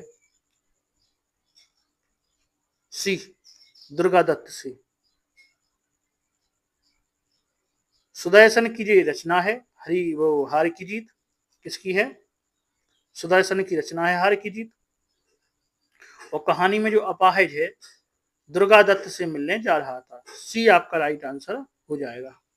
आइए अगला क्वेश्चन हम देखते हैं। अगला यहाँ पे हमारा क्वेश्चन है, श्रम की महिमा कविता में जब वकील साहब गांधी जी से मिलने आए तो वे क्या कर रहे थे? अनाज पीस रहे थे, या जिल्द बांध रहे थे, या सूत काट रहे थे? तो आपका यहाँ पे आंसर हो जाएगा क्या अनाज पीस रहे थे? ये यहाँ पे राइट आंसर हो जाएगा। तो श्रम की महिमा किसकी रचना है? तो यह जो है भवानी प्रसाद मिश्र की रचना है। इसका आंसर आपका ये राइट आंसर हो जाएगा। आइए हम 57वां क्वेश्चन देखते हैं। 57वां यहाँ पे हमारा क्वेश्चन होगा, आजादी के चरणों में जयमाल जयमाल चढ़ाई जाए, वह सुनो तुम्हारे शीशों के फूलों से गूंथी जाएगी। प्रस्तुत पंक्तियां किसकी हैं? मैथिली सेनगुप्त की, मखनलाल चतुर्वेदी की, या रामधारी सिंह दिनकर की, या गोपाल प्रसाद व्यास की? तो आपका इसका राइट आंसर होने वाला है जो है गोपाल प्रसाद व्यास की जो रचनाएं हैं वह यह खूनी हस्ताक्षर कविता से ली गई हैं। तो आपका डी जो है राइट आंसर यहाँ पे हो जाएगा। आइए अगला क्वेश्चन हम देखते हैं। अगला हमारा यहाँ पे क्वेश्चन है 58वां। राम प्रसाद बिस्मिल के कार्य किसको अच्छे नहीं लगते थे?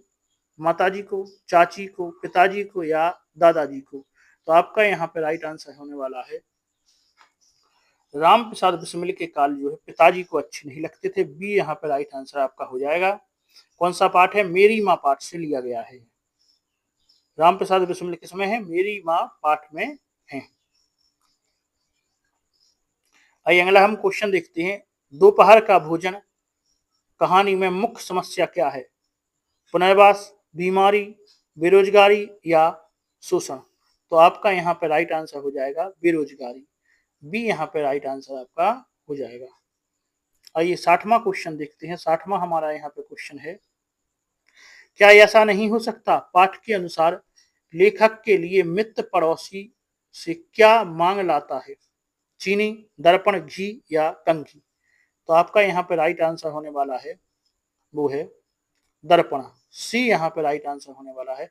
क्या ऐसा नहीं हो सकता पाठ के अनुसार लेखक के लिए उसका मित्र पड़ोसी से दर्पण मांग लाता है? सी यहाँ पे राइट आंसर आपका हो जाएगा। आइए अगला क्वेश्चन हम देखते हैं। अगला 61वां हमारा यहाँ पे क्वेश्चन होगा कि आत्मविश्वास पाठ के अनुसार परीक्षक द्वारा सुभाष चंद्र बोस के आगे अंगूठी रखने का उद्देश्य क्या था? ऑप्शन है परीक्षक उनमें लालच पैदा करना चाहता था, या दूसरा है परीक्षक उनमें आत्मविश्वास की परीक्षा लेना चाहता था, तीसरा है परीक्षक उन्हें चोरी में फंसाना चाहता था, या अगला है परीक्षक उन्हें हतोत्साहित करना चाहता था। तो आपका इसका जो है राइट आंसर यहाँ पे हो जाएगा परीक्षक उनमें आत्मविश्वास की परीक्षा लेना चाहता था। बी यहाँ पे आपका राइट आंसर हो जाएगा। यह जो है आत्मविश्वास पाठ जो है यह कन्हैया लाल मिश्र प्रभाकर द्वारा लिखा गया है, वहीं से ये बात ली गई है। आइए अगला हम देखते हैं। अगला 62वां क्वेश्चन है, याचक और दाता पाठ के अनुसार सेठ जी का खोया हुआ बच्चा कितने वर्षों बाद मिला? 7 वर्ष बाद, 5 वर्ष, 10 वर्ष, या 15 वर्ष बाद मिला है? तो आपका यहाँ पे राइट आंसर होने वाला है कितने वर्ष बाद? 7 वर्ष बाद मिला था। ए यहाँ पे राइट आंसर होने वाला है। रविंद्रनाथ टैगोर की रचना है याचक और दाता। इसका आंसर क्या है? ए। आइए अगला हम 63वां क्वेश्चन यहाँ पे देखते हैं। 63वां हमारा क्वेश्चन होगा, भगवान के डाकिये के संदर्भ में एक देश की धरती द्वारा भेजा गया सौरभ दूसरी देश की धरती तक कैसे पहुंचता है? फूल से, हवा से, धूल से, या सुगंध से? तो आपका यहाँ पे राइट आंसर होने वाला है हवा से। बी यहाँ पे राइट आंसर आपका हो जाएगा। कौन सा आंसर? बी यहाँ पे राइट आंसर आपका हो जाएगा। एक देश की धरती द्वारा भेजा गया सौरभ दूसरे देश की धरती तक हवा से पहुंचता है। आइए अगला क्वेश्चन हम देखते हैं। अगला यहाँ पे हमारा क्वेश्चन है, क्या निराश हुआ जाए पाठ के अनुसार लेखक ने रेलवे स्टेशन पर गलती से कितने का नोट दे दिया? 100 रुपए का, 200 रुपए का, 20 रुपए का, या 50 रुपए का? तो आपका यहाँ पे आंसर होने वाला है 100 रुपए का। ए यहाँ पे राइट आंसर होने वाला है। आइए अगला हम 63वां क्वेश्चन देखते हैं। 63वां हमारा यहाँ पे क्वेश्चन है, रमेश चंद्र साह के कठिन समय में पाठ के अनुसार कठिन समय में का अंत किस स्थान पर हुआ? दिल्ली के साहित्य भवन में, जयपुर के साहित्य भवन में, लखनऊ के साहित्य भवन में, या भोपाल के साहित्य भवन में? तो आपका यहाँ पे राइट आंसर होने वाला है डी, भोपाल के साहित्य भवन में। डी आपका यहाँ पे हो जाएगा। कठिन समय में जो कृति है ये रमेश चंद्र साह की लिखी गई कृति है। आइए अगला हम क्वेश्चन देखते हैं। अगला 66वां हमारा क्वेश्चन है, एक कहानी यह भी पाठ में लेखक के लिए उसकी माँ की त्याग भावना आदर्श क्यों नहीं बन सकी? ऑप्शन है पिता के व्यवहार के कारण, व्यवस्था में किए जाने के कारण, ईर्ष्या के कारण, या अतीत में घटी घटनाओं की प्रतिक्रिया के कारण। तो आपका यहाँ पे राइट आंसर होने वाला है बी, व्यवस्था में किए जाने के कारण। एक कहानी यह भी जो है पाठ में लेखिका के लिए उसकी मां की त्याग भावना आदर्श नहीं बन सकी क्योंकि मां ने यह व्यवस्था के लिए किया था। यहाँ पे आपका बी आंसर राइट हो जाएगा। आइए अगला क्वेश्चन हम देखते हैं। अगला हमारा क्वेश्चन है अकाल और उसके बाद कविता में निम्नलिखित में से में किसकी हालत शिकस्त थी? चूहा, कुतिया, कुआ या छिपकली? तो आपका यहाँ पे राइट आंसर होने वाला है ए, चूहा की। तो अकाल और उसके बाद कविता में चूहे की हालत शिकस्त थी, ए यहाँ पे राइट आंसर आपका हो जाएगा। आइए अगला हम देखते हैं। अगला है कैदी और कोकिला काव्य के अनुसार आधी रात को किसकी चीख कवि को विचलित कर देती है? कोकिला की, एक कैदी की, अंग्रेजी अफसर की, या अपने अंतर्मन की? तो आपका यहाँ पे राइट आंसर होने वाला है कोकिला की, ये यहाँ पे राइट आंसर हो जाएगा। आइए अगला हम क्वेश्चन देखते हैं। अगला है भूषण कृत शिव बाबनी गद्य में किस रस का प्रयोग हुआ है? संयोग श्रृंगार, वियोग श्रृंगार, रौद्र रस या वीर रस का? तो यहाँ पे आपका राइट आंसर होने वाला है डी, वीर रस का यहाँ पे प्रयोग हुआ है। आइए अगला हम 17वां क्वेश्चन यहाँ पे देखते हैं। मस्ती का आलम साथ चला, हम धूल उड़ाते जहां चले। उपयुक्त पंक्ति में धूल उड़ाकर चलने का अर्थ क्या है? ऑप्शन है निश्चित होकर चलना, हाथों से धूल उड़ाना, मुंह से धूल उड़ाना, या लास्ट है आपका मस्ती में डूबकर चलना। तो यहाँ पे आपका डी जो है राइट आंसर हो जाएगा। मस्ती में चलना का मतलब है धूल उड़ाना। भवानी चरण वर्मा की जो कविता है दीवानों की हस्ती से लिया गया है। आपका आंसर यहाँ पे डी राइट आंसर हो जाएगा। आइए अगला देखते हैं। अगला 71वां यहाँ पे हमारा क्वेश्चन होगा की हथेली पर आकर बूंद के कितने कण हो गए थे? ऑप्शन है 1, 2, 3 या 4। तो आपका यहाँ पे राइट आंसर होने वाला है 2। लेखक की कलाई से सरक कर हथेली पर आकर बूंद के 2 कण हो गए थे। यह जो है पानी की कहानी में एक बूंद अपनी आप बीती लेखक को बताती है। यह रचना किसकी है? रामचंद्र तिवारी की है। आइए अगला क्वेश्चन हम देखते हैं। अगला हमारा 72वां क्वेश्चन है सूरज का पर्यायवाची शब्द है। तो सूरज के पर्यायवाची क्या है? हम जानते हैं रवि, दिनकर, भास्कर, दिवाकर आदि क्या है? सूरज के पर्यायवाची हैं। आपके ऑप्शन है शशि, बादल, रवि या धूप। तो आपका यहाँ पे आंसर हो जाएगा सी, रवि। तो सूरज का पर्यायवाची क्या होता है? सूरज का पर्यायवाची रवि होता है। शशि जो है वो चंद्रमा को कहते हैं और बादल जलज का पर्यायवाची होता है। आइए अगला क्वेश्चन हम देखते हैं। अगला हमारा क्वेश्चन है लेखक ने प्रेमचंद के फटे जूते पाठ में भक्ति काल के किस कवि का जो है वर्णन किया है? सूरदास का, कुंभनदास का, रैदास का या कबीरदास का? तो लेखक ने प्रेमचंद के फटे जूते पाठ में भक्ति काल के जो है कवि कुंभनदास का वर्णन किया है। किसका? कुंभनदास का। बी आपका राइट आंसर हो जाएगा। कुंभनदास जो है अष्टछाप के कवि जो है अष्टछाप के प्रमुख कवि थे, आप जानते होंगे। आइए अगला क्वेश्चन है 74वां क्वेश्चन है लेखिका ने कास्थबेट गर्ल्स कॉलेज में लिखना आरंभ कर दिया था। वे अपनी आरंभिक कविताएं कहाँ छपने को भेजती थी? ऑप्शन है महिला समाज, स्त्री दर्पण, सरस्वती या महिला शक्ति। तो इसका जो है राइट आंसर आपका होने वाला है बी, बी आपका राइट आंसर होने वाला है। स्त्री दर्पण में छपने को भेजती थी। आइए अगला क्वेश्चन हम देखते हैं। अगला हमारा क्वेश्चन है उपभोक्तावाद की संस्कृति पाठ के आधार पर हम किसके उपनिवेश बन गए हैं? अमेरिका के, यूरोप के, पाश्चात्य संस्कृति के, या विज्ञापन कंपनी की। तो आपका आंसर यहाँ पे सी राइट आंसर हो जाएगा। आइए अगला क्वेश्चन है, लहासा की ओर पाठ के आधार पर सुमति कौन था? तो मंगोल भिक्षु, एक पुरोहित, लहासा की यात्रा के में लेखक का साथी, या उपर्युक्त सभी कथन सत्य हैं। तो आपका यहाँ पे डी आंसर होने वाला है। जो सुमति था वो लहासा की यात्रा में लेखक का साथी भी था, और मंगोल भिक्षु भी था, और एक पुरोहित भी था। इसलिए आपका आंसर जो है डी राइट आंसर आपका हो जाएगा।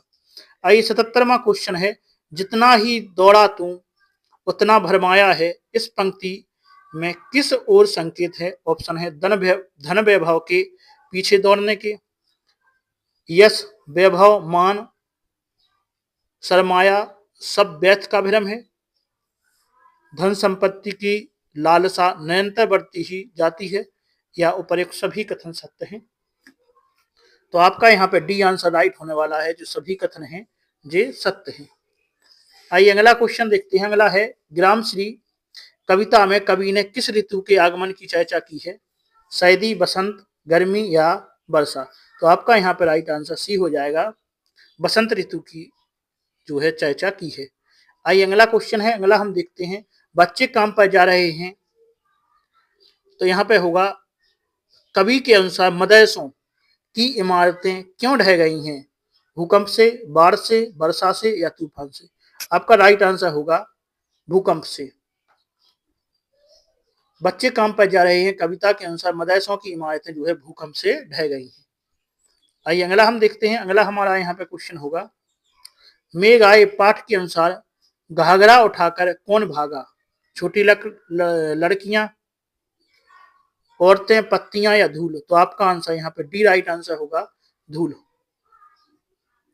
आइए अगला 81वां यहाँ पे क्वेश्चन हम देखते हैं। 81वां हमारा क्वेश्चन है, किस महापुरुष की पाषाण मूर्ति की नासिका से बहते रक्त का वर्णन अंधेरे में कविता में किया गया है? तो किसकी? महात्मा गांधी की, या टॉलस्टॉय की, कार्ल मार्क्स की, या लोकमान्य की? तो आपका आंसर यहाँ पे डी होगा, लोकमान्य तिलक की बात यहाँ पे की गई है। डी आपका राइट आंसर हो जाएगा। आइए अगला हम देखते हैं। अगला हमारा क्वेश्चन है, रणभेरी सुन सुन विदा विदा, जब सैनिक पुलक रहे होंगे हाथों में कुमकुम थाल लिए, और जल कण कुछ ढुलक रहे होंगे। उपयुक्त पंक्ति में की रचनाकार कौन है? रामधारी सिंह दिनकर है, शिव मंगल सिंह सुमन है, या केदारनाथ सिंह है, या राजेश जोशी है? तो आपको राइट आंसर इसका बताना है। तो इसका राइट आंसर क्या है? यह पथिक से ली गई हैं, और पथिक के आपको पता है कि लेखक कौन है? तो शिव मंगल सिंह सुमन आपका राइट आंसर हो जाएगा बी। आइए अगला देखते हैं। अगला हमारा क्वेश्चन है कि वापसी कहानी के पात्र नहीं है, गजाधर बाबू, बसंती, धीरेन्द्र या नरेंद्र? तो आपका आंसर सी होगा, धीरेन्द्र यहाँ पर पात्र नहीं है।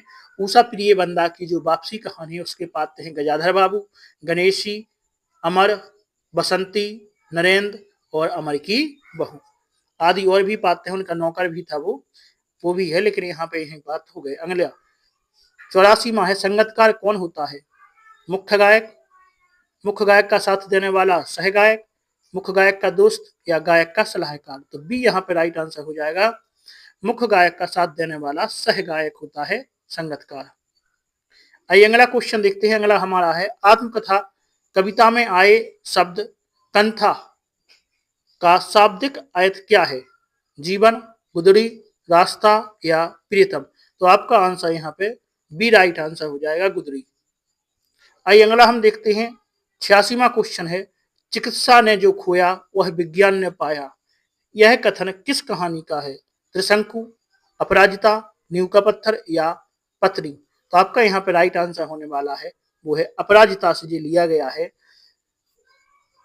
चिकित्सा ने जो खोया वह विज्ञान ने पाया, कथन किसका है?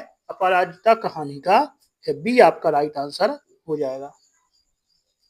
आइए अगला हम देखते हैं। अगला हमारा क्वेश्चन यहाँ पे होगा,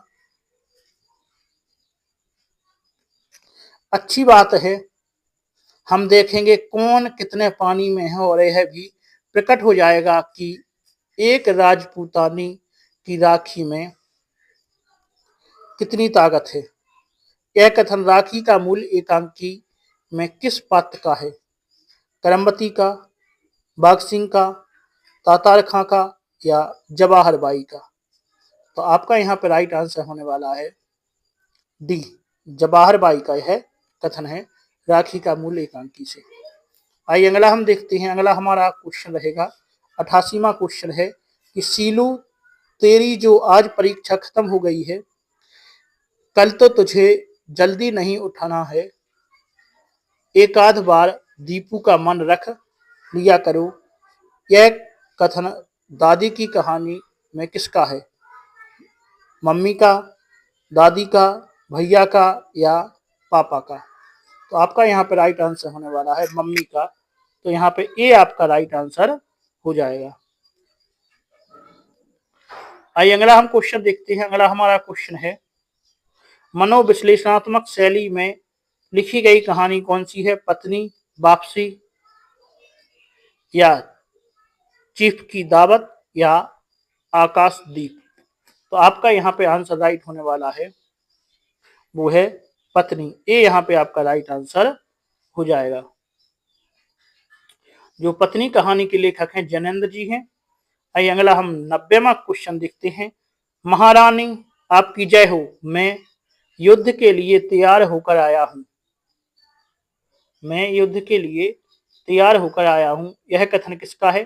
तो यह कथन लक्ष्मीबाई का है, तात्या का है या सुंदर का है या रघुनाथ राव का है? तो आपका आंसर सी यहाँ पे राइट होगा, तात्या का यह कथन है।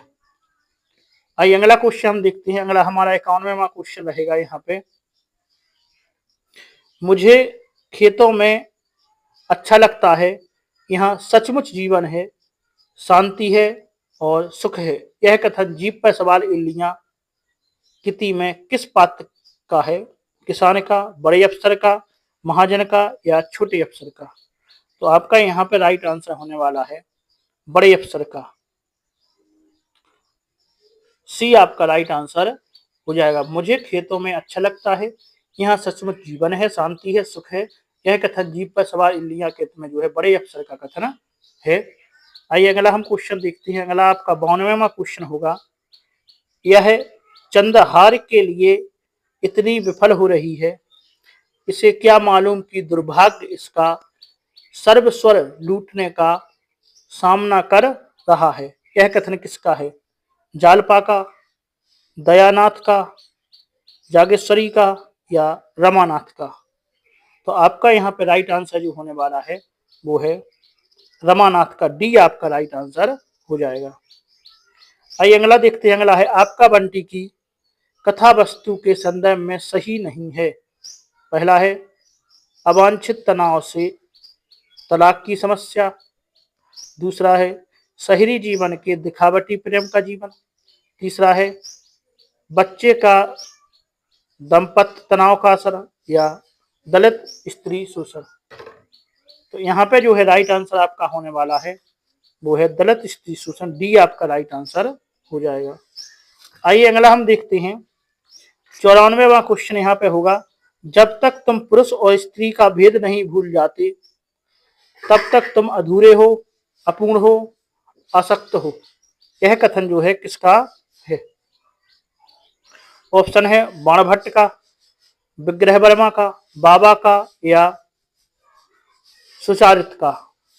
तो आपका यहाँ पर राइट आंसर जो होने वाला है वो है बाबा का। बी आपका राइट आंसर हो जाएगा। उपयोग कथन जो है बाबा का है। बाणभट्ट की आत्मकथा उपन्यास हजारी प्रसाद द्विवेदी द्वारा रचित है। आइए अगला हम क्वेश्चन देखते हैं। अगला हमारा 95वां क्वेश्चन है। मैं क्यों लिखता हूं शीर्षक निबंध में लेखक को किस देश जाने का अवसर मिला है? ब्रिटेन, जापान, रूस या चीन? तो आपका यहाँ पे आंसर होने वाला है जापान। सी आपका राइट आंसर हो जाएगा। आइए अगला देखते हैं।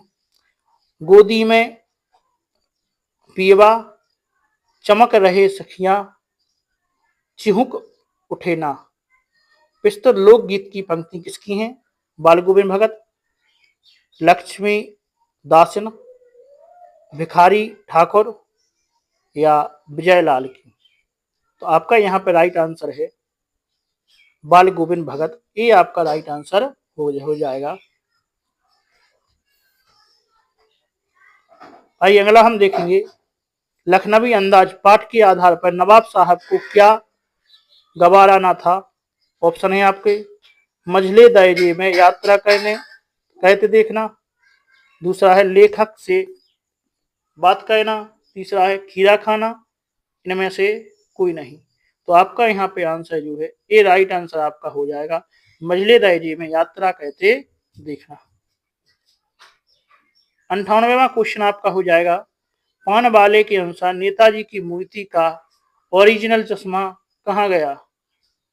ग्राहक को दे दिया, मास्टर जी बनाना भूल गए, किसी ने चुरा लिया, या गिरकर टूट गया। तो आपका यहाँ पे राइट आंसर होने वाला है वो है मास्टर जी बनाना भूल गए। बी जो है आपका राइट आंसर हो जाएगा। आइए अगला हमारा है, आत्मजयी इनमें से किस विधा की पुस्तक है। नाटक की, उपन्यास की, काव्य की या एकांकी की। तो आपका आंसर जो है काव्य की। बी आपका राइट आंसर हो जाएगा। आत्मजयी काव्य विधा की पुस्तक है।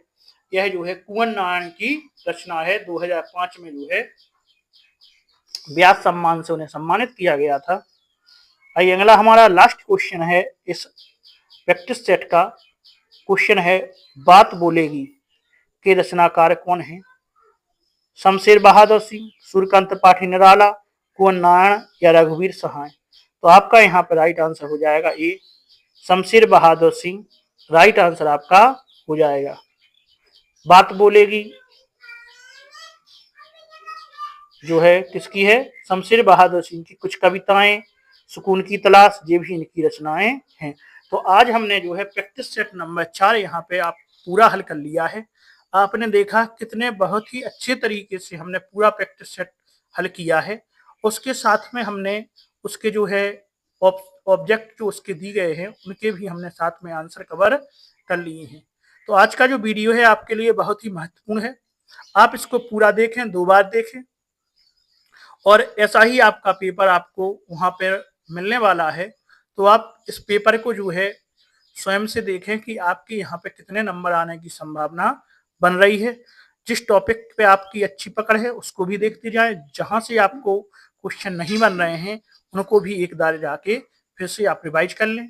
हम आपके लिए जो प्रैक्टिस सेट लेकर आ रहे हैं बहुत ही महत्वपूर्ण प्रैक्टिस सेट है, और यहाँ पे जो है 1 से लेकर सभी 20 यूनिट बहुत ही तरीके से कवर की गई हैं। तो आप पूरे प्रैक्टिस सेट देखते रहें। हम आपके लिए इसी प्रकार से आगे भी प्रैक्टिस सेट लेकर आते रहेंगे। तो आज के इस वीडियो में इतना ही रहने देते हैं। यदि अभी तक आपने चैनल को सब्सक्राइब नहीं किया है तो पहले आप लोग चैनल सब्सक्राइब कर लें और वीडियो को लाइक अवश्य कर दें। आज के इस वीडियो में इतना ही रहने देते हैं। आगे फिर आपसे मुलाकात होगी। धन्यवाद।